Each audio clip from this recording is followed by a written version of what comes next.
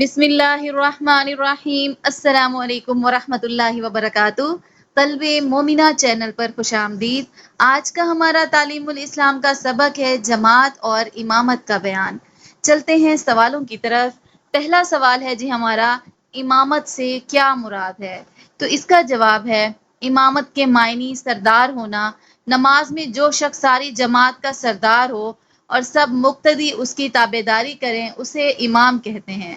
اگلا سوال ہے، جماعت کے کیا معنی ہیں؟ تو اس کا جواب ہے، جماعت مل کر نماز پڑھنے کو کہتے ہیں جس میں ایک امام ہوتا ہے اور سب مقتدی ہوتے ہیں۔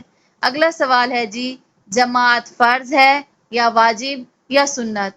تو اس کا جواب ہے، جماعت سنت موقدہ ہے، اس کی بہت تاکید ہے۔ بعض علماء تو اسے فرض اور واجب بھی کہتے ہیں اور اس میں شک نہیں کہ جماعت میں بہت فائدے ہیں۔ اگلا سوال ہے، جماعت سے نماز پڑھنے میں کیا کیا فائدے ہیں؟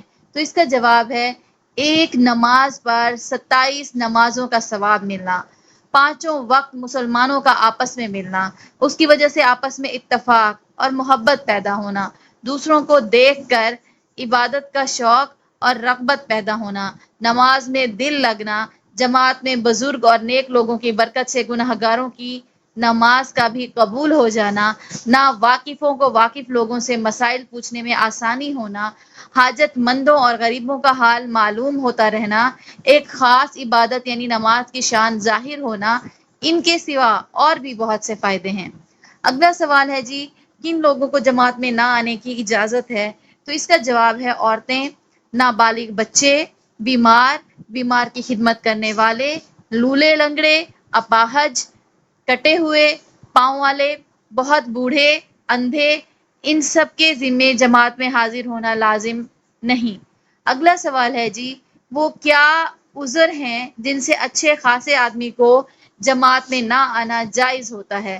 تو اس کا جواب ہے، سخت بارش، راستے میں زیادہ کیچڑ، سخت جاڑا، رات میں آندھی، سفر، مثلا ریل یا جہاز کی روانگی کا وقت قریب آ جانا، پخانہ پیشاب کی حاجت ہونا، کھانے کا اس حال میں کہ بھوک زیادہ لگی ہو سامنے آ جانا، ان عذروں سے جماعت کی حاضری کی تاکید جاتی رہتی ہے۔ اگلا سوال ہے، کن نمازوں میں جماعت سنت موقدہ یا واجب ہے؟ تو اس کا جواب ہے، تمام فرض نمازوں اور عیدین کی نماز میں جماعت سے نماز پڑھنا سنت موقدہ ہے اور نماز تراویح کی جماعت سنت کفایہ ہے۔ رمضان شریف میں نماز وتر کی جماعت مستحب ہے۔ اگلا سوال ہے جی، کم سے کم کتنے آدمیوں کی جماعت ہوتی ہے؟ تو اس کا جواب ہے، کم سے کم 2 آدمی جماعت کے لیے کافی ہیں، ایک مقتدی ہو اور ایک امام، مگر اس حالت میں مقتدی امام کے داہنی طرف کھڑا ہو، اور جب 2 مقتدی ہوں تو امام کو آگے بڑھ کر کھڑا ہونا چاہیے۔ اگلا سوال ہے، جماعت میں لوگوں کو کس طرح کھڑا ہونا چاہیے؟ تو اس کا جواب ہے، مل کر اور صفیں سیدھی کر کے کھڑے ہوں، درمیان میں خالی جگہ نہ چھوڑیں، بچوں کو پیچھے کھڑا کریں اور بڑے آدمیوں کی صفوں میں بچوں کو کھڑا ہونا مکروہ ہے۔ عورتوں کی صف بچوں کے بعد ہونی چاہیے۔ اگلا سوال ہے جی، اگر امام کی نماز فاسد ہو جائے تو مقتدیوں کی نماز صحیح ہو جائے گی یا نہیں؟ تو اس کا جواب ہے، جب امام کی نماز فاسد ہو جائے تو مقتدیوں کی نماز بھی فاسد ہو جائے گی، مقتدیوں کو بھی اپنی نماز کا دہرانا ضروری ہوگا۔ اگلا سوال ہے جی، امامت کا مستحق کون شخص ہے؟ تو اس کا جواب ہے، اول عالم، یعنی وہ شخص جو مسائل نماز سے اچھی طرح سے واقف ہو، بشرطے کہ اس کے اعمال بھی اچھے ہوں، اس کے بعد جسے قرآن زیادہ یاد ہو اور اچھا پڑھتا ہو، اس کے بعد جو زیادہ متقی پرہیزگار ہو، اس کے بعد جو زیادہ عمر والا ہو، اس کے بعد جو خوش اخلاق ہو اور شرافت ذاتی رکھتا ہو، اس کے بعد جو زیادہ خوبصورت اور صاحب وقار ہو، اس کے بعد جو نسبی شرافت رکھتا ہو۔ اگلا سوال ہے جی، اگر مسجد کا امام معین ہو اور جماعت کے وقت اس سے افضل کوئی شخص آ جائے تو امامت کا زیادہ مستحق کون ہے؟ تو اس کا جواب ہے، امام معین اس اجنبی آنے والے سے زیادہ مستحق ہے، اگرچہ یہ اجنبی شخص امام معین سے زیادہ افضل ہو۔ اگلا سوال ہے جی، کن لوگوں کے پیچھے نماز مکروہ ہے؟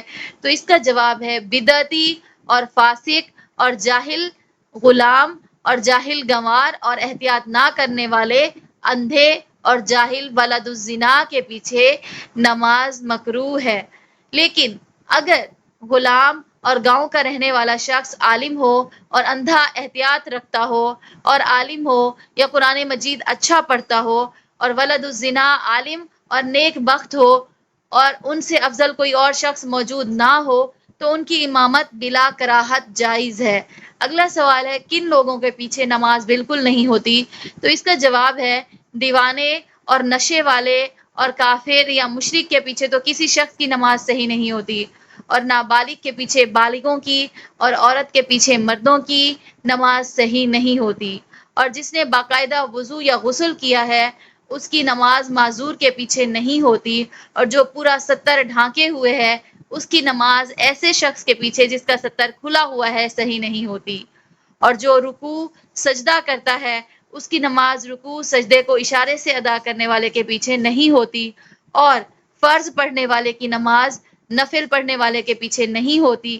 اسی طرح ایک فرض مثلا ظہر پڑھنے والے کی نماز دوسرا فرض مثلا عصر پڑھنے والے کے پیچھے نہیں ہوتی۔ اگلا سوال ہے جی نابالغ لڑکے کے پیچھے تراویح جائز ہے یا نہیں؟ تو اس کا جواب ہے تراویح بھی نابالغ کے پیچھے جائز نہیں۔ ہاں جب لڑکا 15 سال کا ہو جائے تو اگرچہ اور کوئی علامت بلوغ کی ظاہر نہ ہو اس کے پیچھے تراویح اور فرض نماز جائز ہے۔